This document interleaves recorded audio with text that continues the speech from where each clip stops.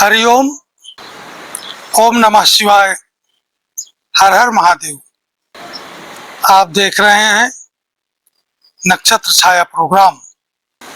नक्षत्र छाया प्रोग्राम में आप सभी दर्शकों का हार्दिक स्वागत है, अभिनंदन है। दोस्तों, पिछली बार हमने जन्म कुंडली पर लग्न स्थान से विचार करने वाले जो स्थान हैं, किन किन चीजों का विचार लग्न स्थान से करते हैं, इसका विस्तृत पूर्वक जानकारी प्राप्त किया।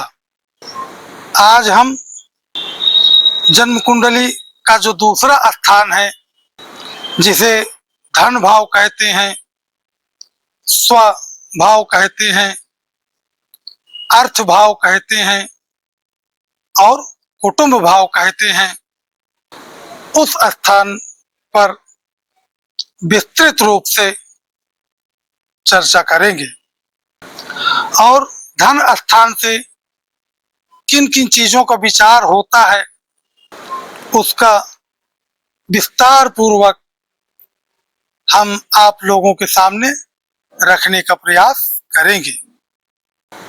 जन्म कुंडली का जो दूसरा स्थान होता है उसे धन स्थान कहते हैं।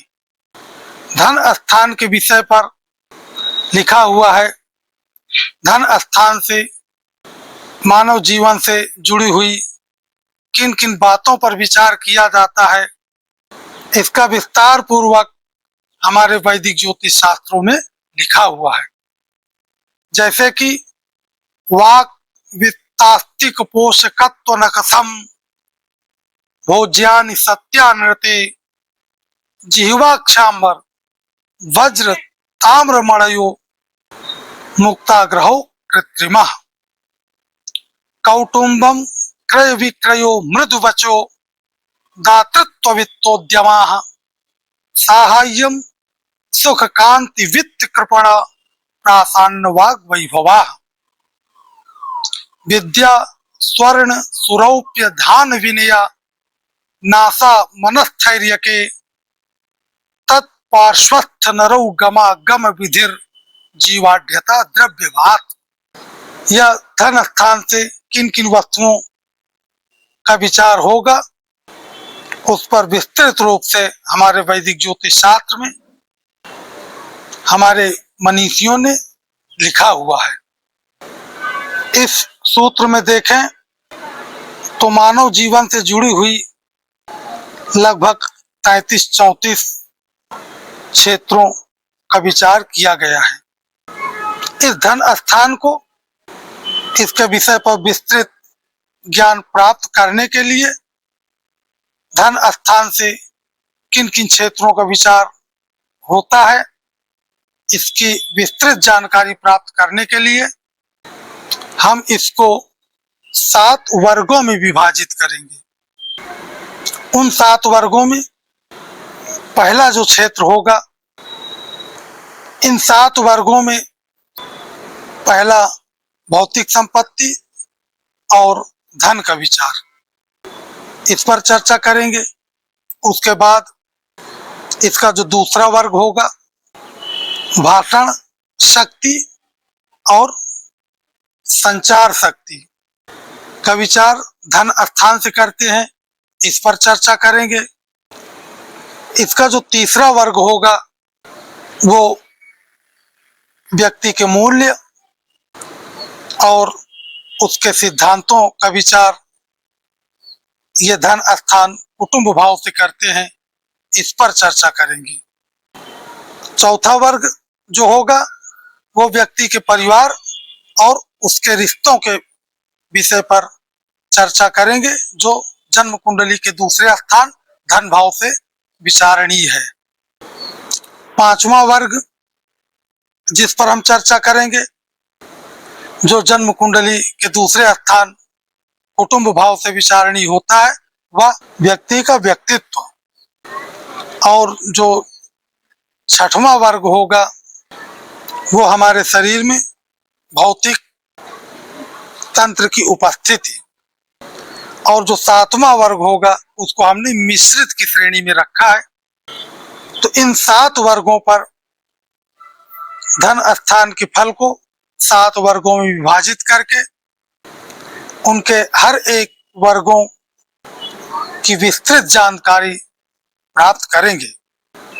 सबसे पहले आइए देखते हैं कि जो प्रथम वर्ग है जिसको भौतिक संपत्ति और धन स्थान का नाम दिया गया है, भौतिक संपत्ति और धन स्थान के विषय पर विस्तृत रूप से जानकारी प्राप्त करेंगे।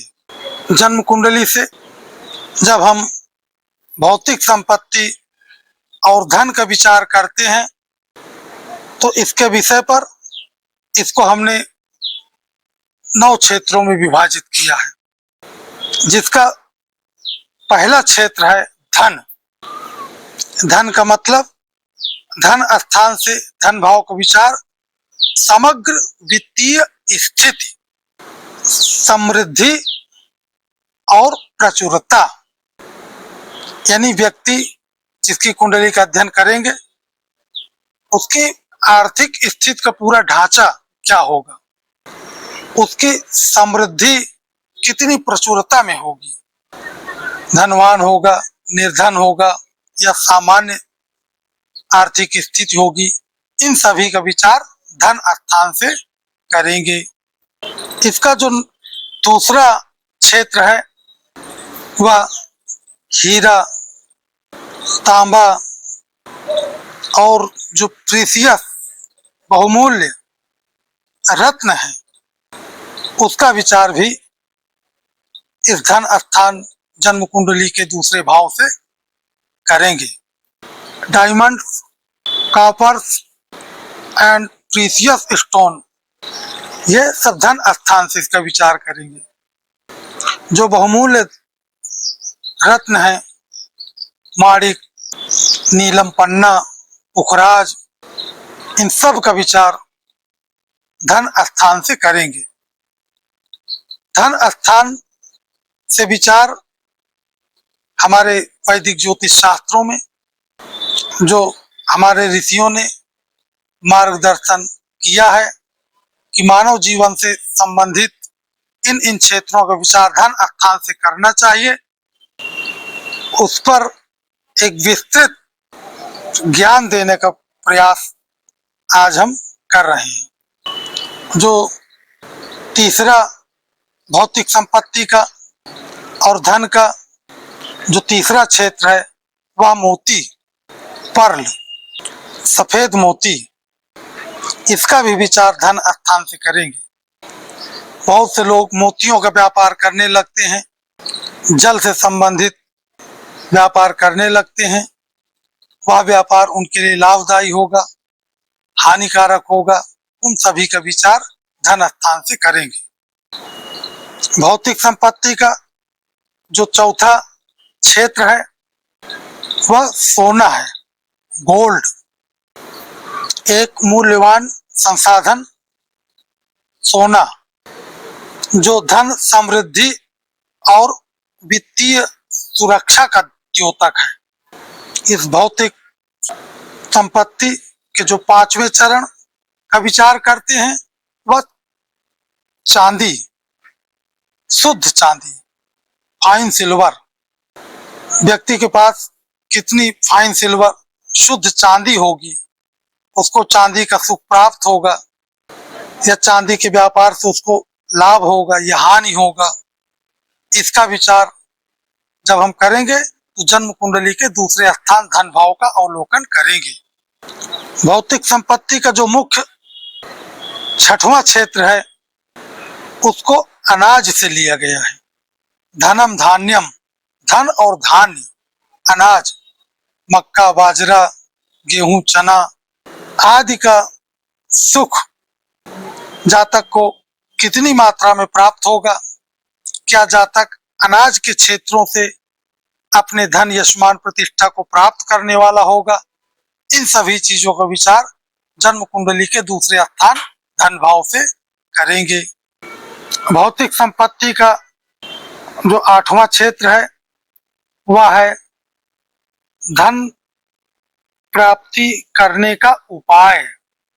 धन लाभ प्राप्त करने के लिए व्यक्ति परिश्रम करने वाला होगा, कितनी कड़ी मेहनत करने वाला होगा, या आलस्य पूर्वक धन का अर्जन करेगा, अच्छे मार्गों से धन का अर्जन करेगा, या अशुभ मार्गों से धन का अर्जन करने वाला होगा।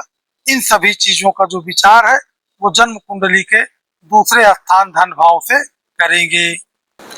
व्यक्ति के जीवन में कितना वित्तीय संघर्ष होगा या उसको आर्थिक क्षेत्र में कितनी सफलता प्राप्त होगी, इन सभी चीजों का विचार जन्म कुंडली के दूसरे स्थान धन भाव से करेंगे।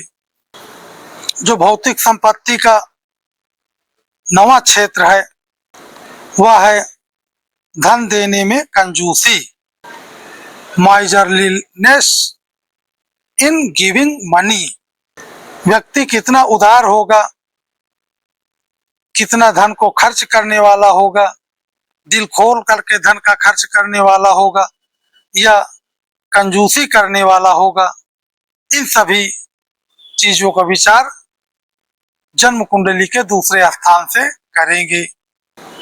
इस प्रकार से यह जो भौतिक संपत्ति और धन का विचार, इसको 9 क्षेत्रों में विभाजित करके इस पर हमने जानकारी प्राप्त किया। अब आगे दूसरे वर्ग पर चर्चा करेंगे। दूसरा वर्ग है भाषण और संचार। व्यक्ति की मौखिक अभिव्यक्ति कैसी होगी,